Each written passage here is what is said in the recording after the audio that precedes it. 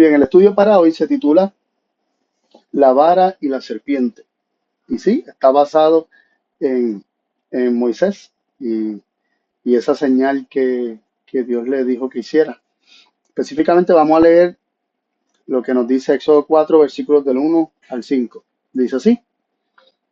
Entonces Moisés respondió y dijo, he aquí que ellos no me creerán ni oirán mi voz, porque dirán, no te ha aparecido Jehová. Y Jehová dijo, ¿qué es eso que tienes en tu mano? Y él respondió, una vara. Y él le dijo, échala en tierra. Y él la echó en tierra y se convirtió en una serpiente. Y Moisés huía de ella. Entonces dijo Jehová a Moisés, extiende tu mano y tómala por la cola. Y él extendió su mano y la tomó y se convirtió en una vara en su mano. Por esto creerán que se te ha aparecido Jehová, el Dios de tus padres, el Dios de Abraham, Dios de Isaac y Dios de Jacob. Eh, Aquí vemos que Moisés le está diciendo a Dios, ellos no me van a creer, si yo llego a donde está el pueblo de Israel, ellos no me van a creer que Jehová se me ha aparecido ni que me habló. Entonces Dios le dice, mira, ¿qué es lo que tienes en tu mano? Y él le responde, una vara. Y Dios le dice, échala en tierra. Y cuando Moisés la echa en tierra, la suelta, se convirtió en una serpiente. Y Moisés huía de esa serpiente. O sea, esa serpiente parecía estar persiguiéndolo y parecía querer hacerle daño a Moisés.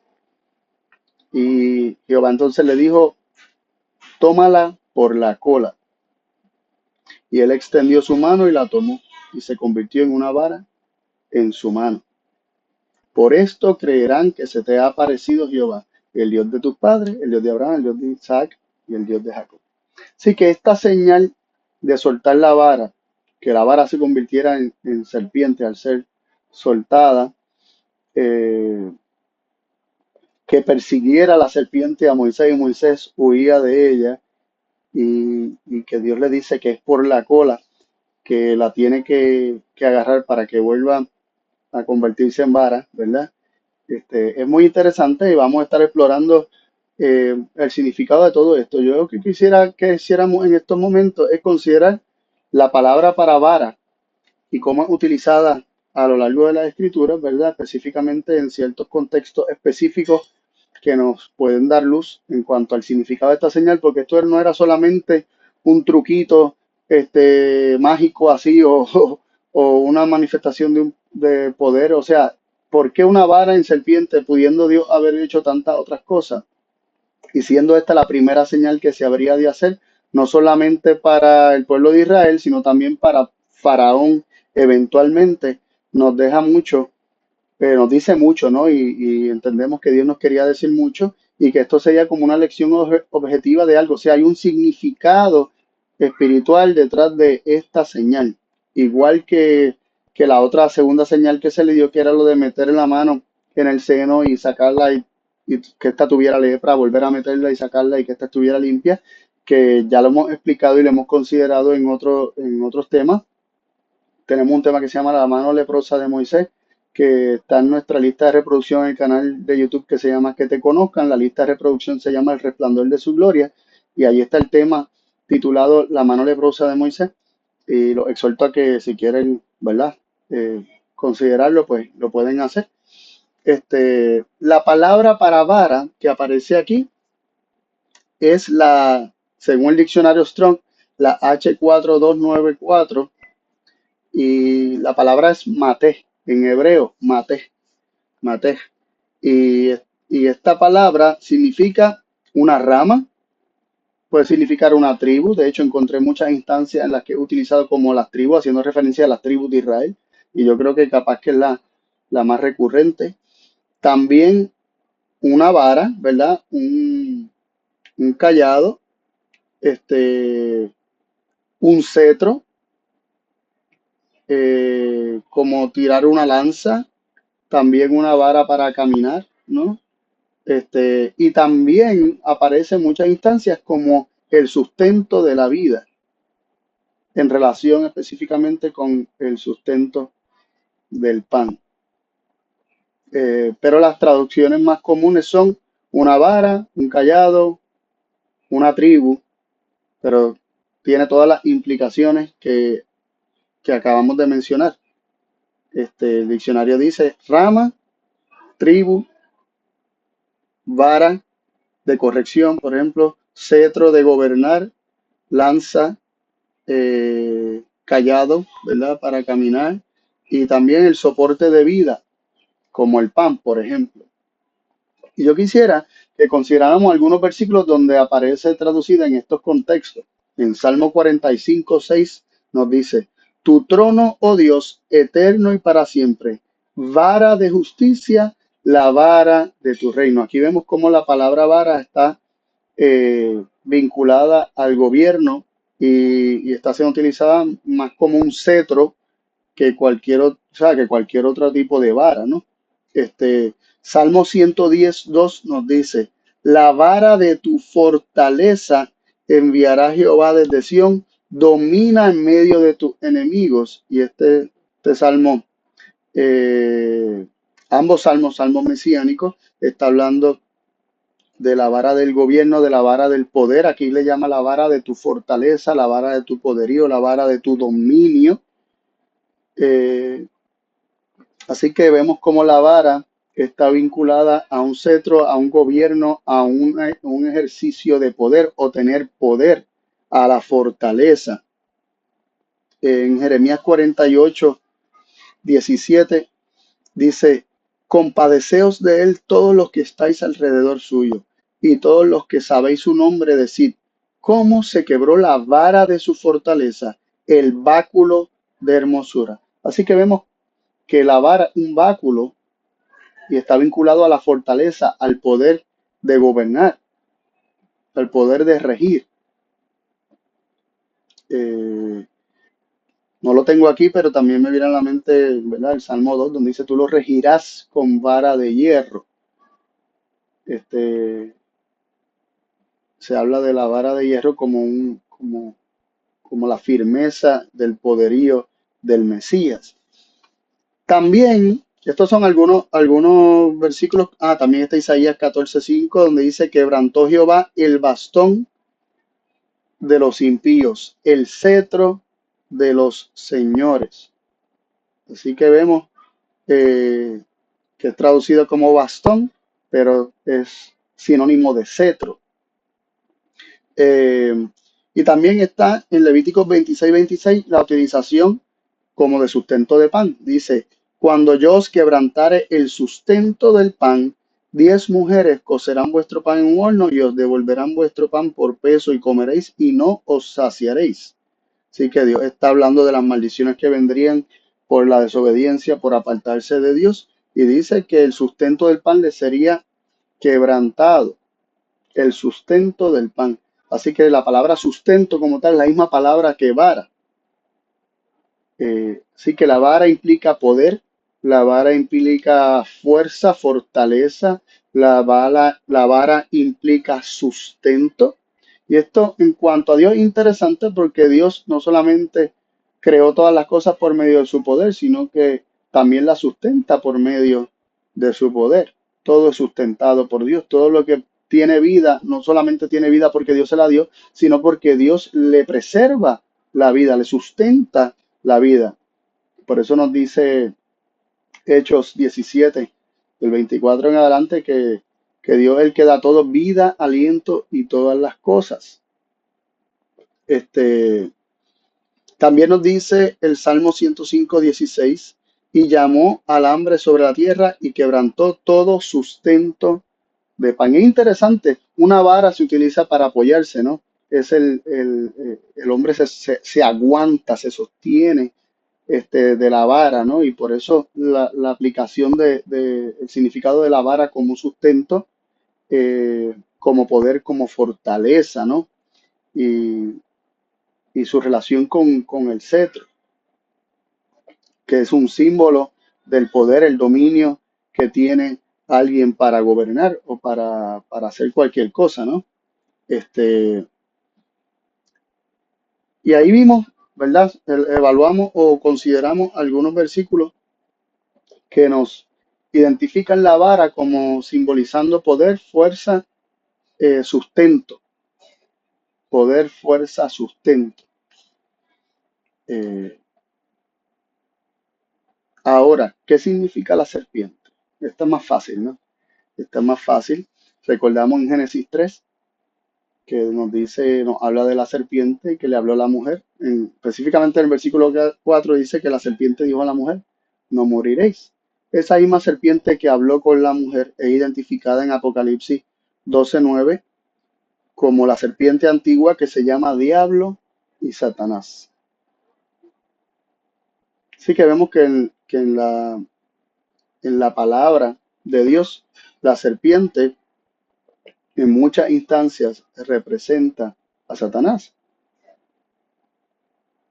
Y estamos identificando los símbolos, ¿verdad? Lo que podría significar para luego ver en los actos que se llevaron a cabo para entender qué significaba ese proceso por el cual Moisés soltaba la vara y la vara se convertía en serpiente y qué esto quería Dios, con qué Dios quería enseñar con esto a- al pueblo de Israel, primero a Moisés, luego al pueblo de Israel y luego a Faraón y eventualmente a nosotros también. Consideremos Isaías 27:1. Ya sabemos que la serpiente es el diablo y Satanás. En Isaías 27:1 leemos lo siguiente. En aquel día Jehová visitará con su espada dura, grande y fuerte sobre Leviatán, serpiente rolliza, y sobre Leviatán, serpiente retuerta, y matará al dragón que está en el mar. Aquí se habla de una serpiente llamada Leviatán, una serpiente retuerta, que también es llamada dragón. Vemos dragón, serpiente, Leviatán. Ese dragón, ese gran dragón que habla Apocalipsis 12:9, que es la serpiente antigua, diablo y Satanás, también se le llama Leviatán, que es una figura como, sí, como un animal, ¿no? Como una bestia también así. eh, Tiene una descripción similar a lo que vendría siendo un dragón, que se menciona también en el libro de Job, en el capítulo 41. Y yo quiero compartir solamente algunos versículos para que nosotros veamos qué se nos dice de este Leviatán y de su carácter, de su persona, de su descripción, que lo podemos vincular con la descripción que se hace también de Satanás en otros lugares de la Escritura.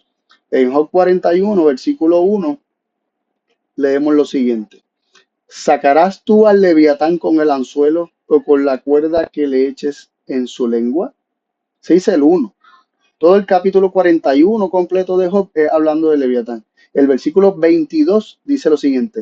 En su cerviz mora la fortaleza y se esparce el desaliento delante de él. En su cerviz, en su cabeza está su fortaleza. Interesante, ¿no? Eh, Su corazón es firme como una piedra y fuerte como la muela de abajo. Un corazón duro, endureciéndose el corazón, ¿no? En la Biblia, un corazón endurecido es un corazón que no recibe la palabra. Ya este es el versículo 24. Entonces, el versículo 33 y 34 del mismo capítulo 41 nos dice, no hay sobre la tierra semejante a él que es hecho libre de temor. Menosprecia toda cosa alta, es rey sobre todos los soberbios.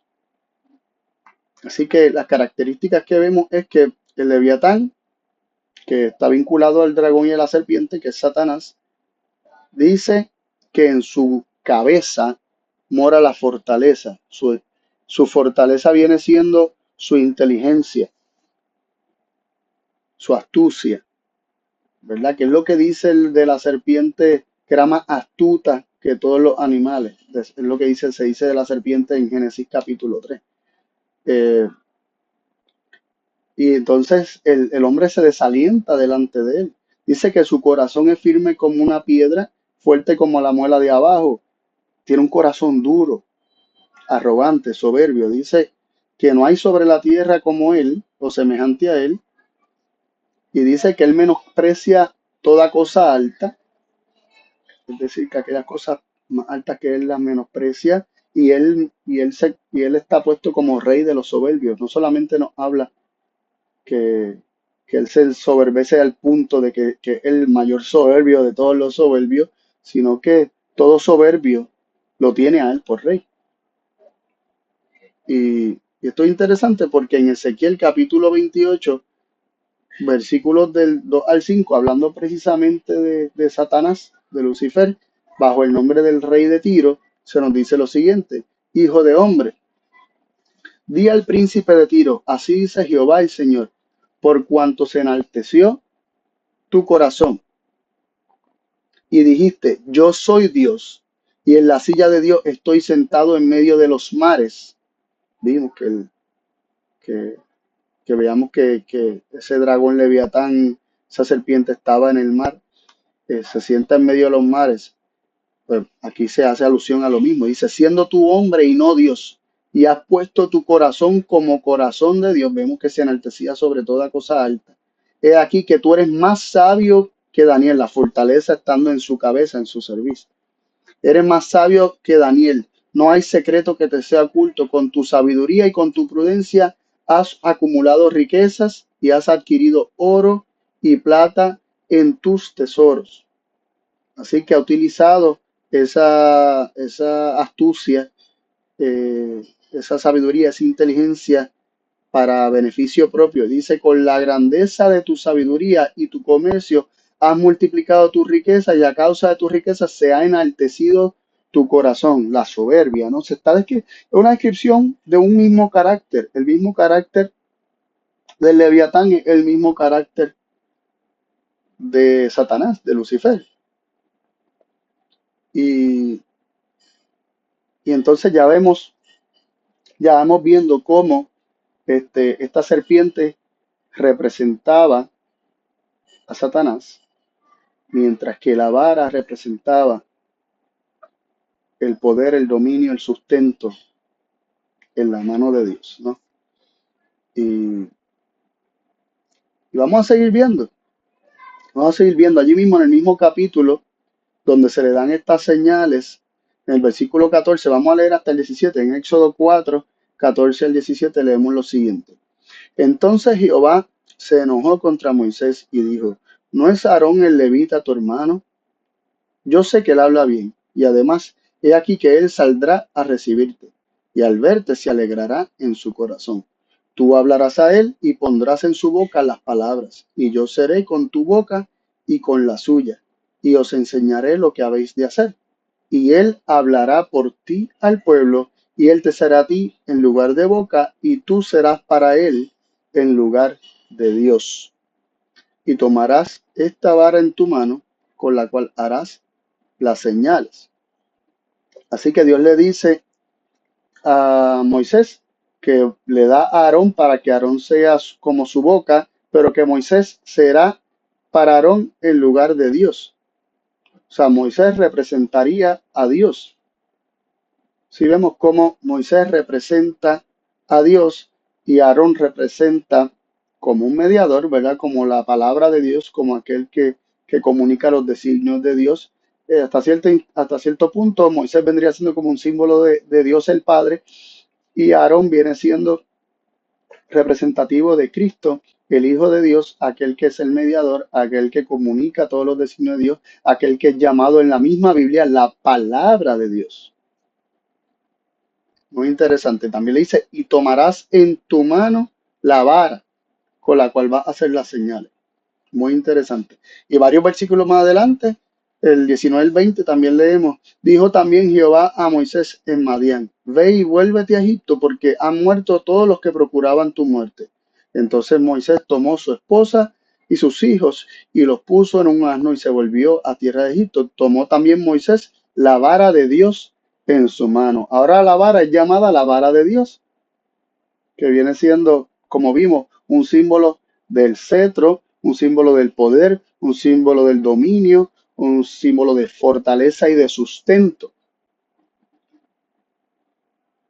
Y entonces en el capítulo 5, el siguiente capítulo de Éxodo, vemos que Moisés y Aarón entraron a Faraón, versículos 1 y 2 del capítulo 5, Después entraron Moisés y Aarón ante Faraón y le dijeron, Jehová, el Dios de Israel, dice así, deja ir a mi pueblo a celebrarme fiesta en el desierto. Y Faraón respondió, ¿quién es Jehová para que yo oiga su voz y deje ir a Israel? Yo no conozco a Jehová, ni tampoco dejaré ir a Israel.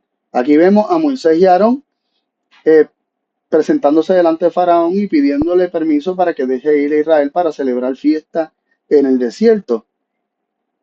Y Faraón responde, ¿quién es Jehová? Para que yo oiga su voz y deje ir a Israel. Yo no conozco a Jehová ni tampoco voy a dejar ir a Israel. Tomó a Dios por nada, no quiso el conocimiento de Dios, no quiso ni siquiera conocer quién era Dios, si no lo conocía, y, y si lo conocía, pues lo tuvo como nada. Y es interesante la descripción que hace Job en el libro de Job, capítulo 21, versículos 14 y 15, donde se habla de esta actitud de cuestionar quién es Dios para que yo le haga caso, ¿no? Y es interesante otras cosas que están vinculadas a esta actitud de cuestionar la existencia de Dios y, ¿verdad? La realidad de quién es Dios. En Job 21, 14 y 15 leemos, dicen pues a Dios, apártate de nosotros, pues no queremos el conocimiento de tus caminos. ¿Quién es el Todopoderoso para que le sirvamos? ¿Y de qué nos aprovechará que oremos a él? Así que, vinculado al cuestionamiento de quién es Jehová, quién es ese Dios Todopoderoso para que yo le sirva, para que yo le haga caso, ¿qué provecho me va a traer a mí eso? Está también el decirle a Dios, de alguna manera, apártate, apártate. Así que en la actitud de Faraón, Faraón está implicando que no quiere nada que ver con Dios, está diciéndole a Dios, apártate, no quiero el conocimiento de tus caminos, no me interesa conocer nada acerca de Jehová. Y eso es una manera de decirle, apártate. Sin entender Faraón, obviamente, que, que el sustento y el poder y el bienestar de la nación y de su propia vida y de la vida de cada ser humano depende de que Dios con su poder sustente la vida y proteja. Muy, muy interesante. También en capítulo 7 vemos que se dice lo siguiente en el versículo 1 de Éxodo. Y Jehová dijo a Moisés, mira, yo te he constituido Dios para Faraón y tu hermano Aarón será tu profeta. Así que Moisés, no solamente ante el pueblo y en relación con Aarón, sería como Dios, sino que aún ante Faraón estaba constituido como Dios, representante de Dios. Entonces, ¿qué entendemos o qué podría significar este asunto de soltar la vara y que la vara se convirtiera en serpiente? Vimos que la vara en la mano de Moisés era una vara precisamente que representaba poder, sustento, eh, y representaba que ese poder y el sustento en las manos de Dios venía siendo precisamente una vara que sirve de apoyo, de sustento, hasta un callado para dirigir, para guiar, ¿no? En cuanto a lo que es el pastoreo. Eh, pero una vez Moisés suelta la mano y Moisés en representación de Dios representa a Dios soltando el poder, soltando el sustento, dejando de sustentar, dejando de controlar ciertas cosas que están en su control y en su dominio. ¿Qué se manifiesta? Se manifiesta la serpiente, se manifiesta Satanás, la serpiente antigua, diablo y Satanás. Y yo quisiera que leyéramos lo que ocurrió cuando Moisés y Aarón se presentaron ante Faraón, allí en el capítulo 7 de Éxodo. Específicamente vamos a leer los versículos 8 al 12. Dice, y habló Jehová a Moisés y a Aarón diciendo, si Faraón os respondiere diciendo, mostrad milagro, dirás a Aarón, toma tu vara y échala delante de Faraón, para que se convierta en serpiente. Vinieron pues Moisés y Aarón a Faraón e hicieron como Jehová lo había mandado. Y echó Aarón su vara delante de Faraón y de sus siervos, y se convirtió en serpiente. Entonces llamó también Faraón sabios y encantadores, e hicieron también lo mismo los encantadores de Egipto con su encantamiento, pues echó cada uno su vara, las cuales se volvieron serpientes, mas la vara de Aarón devoró las varas de ellos. Esto es muy interesante porque no solamente se realizó el milagro delante de Faraón, y esto hasta cierto punto Dios le estaba anunciando que una vez Dios respetara y honrara lo que le estaban pidiendo, apártate de nosotros, ¿qué de provecho tiene el que oremos a Él? ¿Qué de provecho tiene que le sirvamos? No queremos el conocimiento de sus caminos. Le estaban pidiendo a Dios precisamente que se alejara, que dejara de sustentarlos, que los soltara, que los dejara quietos, que los dejara libres. Y Dios, que por medio de su poder los había sustentado, soltando y liberando el poder, dejando de controlar todos los elementos que Dios controla con el fin de que el hombre sea preservado y que el hombre esté protegido y que el hombre esté bien. Cuando Dios soltara la vara, cuando Dios soltara el poder, liberara el poder, dejara de controlar este, las cosas que él había controlado hasta ese momento para que todo marchara bien en la tierra de Egipto, se manifestaría la serpiente.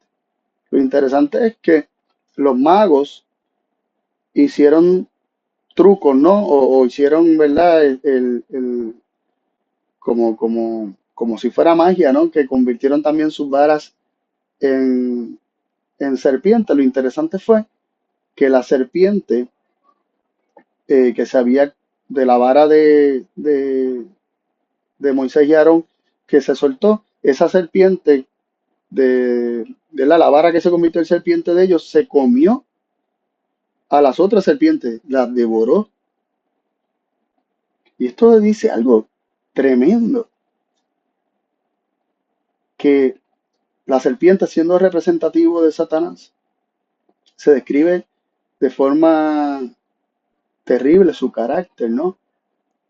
Aún aquellos que le servían, que eran estos magos y estos encantadores y sabios, eh, con sus serpientes, ¿verdad? Con sus varas convertidas en serpientes, eh, aún sobre ellos la serpiente Satanás los destruiría. O sea, lo que destruyó a los magos, a los sabios, a los encantadores, lo que destruyó sus serpientes y sus varas, es decir, su poder, fue el mismo Satanás, por decirlo de esa forma. Y esto es algo bien interesante porque muchas veces nosotros pensamos, no, que Satanás no se, no destruye a los que le sirven. ¿Es en serio? O sea, eh, en la palabra de Dios nosotros vamos a encontrar un sinnúmero de instancias donde Satanás destruye tan pronto se le da la oportunidad, sea quien sea.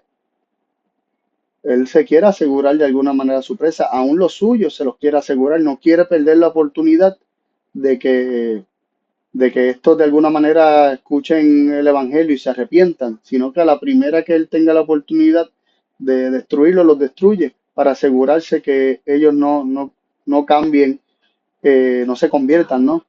Entonces, aquí vemos un ejemplo de esto, de cómo aún la serpiente que representa a Satanás a lo largo de toda la escritura se come a la otra serpiente. Y esto también lo encontramos descrito en Isaías 14, que es un capítulo, así como Ezequiel 28, Isaías 14, un capítulo que, que se utiliza mucho para entender, eh, ¿verdad? La caída de Lucifer y, y entender un poco más acerca de su obra. En Isaías 14, vamos a leer del 4 al 7, que dice así, que levantarás este proverbio sobre el rey de Babilonia y dirás, ¿Cómo cesó el opresor? ¿Cómo cesó la ciudad del oro? Quebrantó Jehová el bastón de los impíos, el cetro de los señores. Alquería a los pueblos con ira y con llaga permanente, el cual se enseñoreaba de las naciones con furor y las perseguía con crueldad. Descansó, sosegó toda la tierra, prorrumpieron en alabanza. Aquí se describe que ¿verdad? Satanás como rey de Babilonia, como el opresor, como bastón de los impíos, cetro de los señores, que hería a los pueblos con ira. ¿Quién es que hiere a los pueblos con ira? Satanás. Con llaga permanente, el cual se enseñoreaba de las naciones con furor, las perseguía con crueldad, debido a que cayó. Entonces la tierra descansó. Y sigue diciendo en el versículo del 12 al 14, para que veamos que esto está hablando realmente de Lucifer. Dice, ¿cómo caíste del cielo, oh Lucifer, hijo de la mañana? Cortado fuiste por tierra, tú que debilitabas a las naciones. ¿Quién debilitaba a las naciones? Lucifer. Tú que decías en tu corazón, subiré al cielo, en lo alto junto a las estrellas de Dios levantaré mi trono y en el monte del testimonio me sentaré a los lados del norte, sobre las alturas de las nubes subiré y seré semejante al Altísimo. El mismo carácter que habíamos visto ya anteriormente en Ezequiel 28 y también que aparecía descrito en Job 41 bajo la figura de Leviatán. Entonces los versículos 16 y 17 sigue diciendo así. Los que te vean te observarán, te contemplarán diciendo, ¿es este aquel varón que hacía temblar la tierra, que trastornaba los reinos, que puso el mundo como un desierto, que asoló sus ciudades, que a sus presos nunca abrió la cárcel? Así que vemos que todo esta es la obra que hace Lucifer, que hace Satanás. Y el versículo 20 dice, no serás contado con ellos en la sepultura, porque tú destruiste tu tierra, mataste tu pueblo, no será nombrada para siempre la simiente de los malhechores. Se describe a Satanás, a Lucifer, como quien mata que destruye su propia tierra, quien mata a su propio pueblo. Él mata a los propios suyos. La serpiente se come a la serpiente devora a la serpiente. Por eso mucha gente cuestiona, pero ¿cómo va a ser que Satanás era el que iba a estar obrando en Egipto? Si él no le iba a querer hacer daño a Faraón ni a todo. Él destruye a quienes se les permite destruir. Todos aquellos a quienes Dios no puede guardar y proteger se convierten en presa de Satanás. Y quisiera, una vez comprendemos esto, ¿verdad? Quisiera resumir qué significa Moisés teniendo la vara en su mano. Representa a Dios teniendo el sustento, Dios teniendo la fortaleza, Dios teniendo en su mano y en su control el poder de los elementos de la naturaleza. Pero cuando Dios suelta, cuando Dios libera, se manifiesta Satanás, así como cuando Moisés soltaba la vara, soltaba el poder, la fortaleza, soltaba el dominio y el sustento, se manifestó la serpiente que aún se come a las propias serpientes y devora a las serpientes, se come a los suyos y los destruye. Esto se habría de manifestar en Egipto y esto era lo que se le estaba anunciando, que cuando Dios al pedido de Faraón de apártate de nosotros, Dios quitara su protección, Dios quitara su sustento, Dios quitara su poder y su fortaleza que había impedido los ataques decididos de Satanás, se iba a manifestar la serpiente. Y, y antes de cerrar con dos versículos, ¿cómo fue que la vara volvía a la serpiente volvía a convertirse en vara?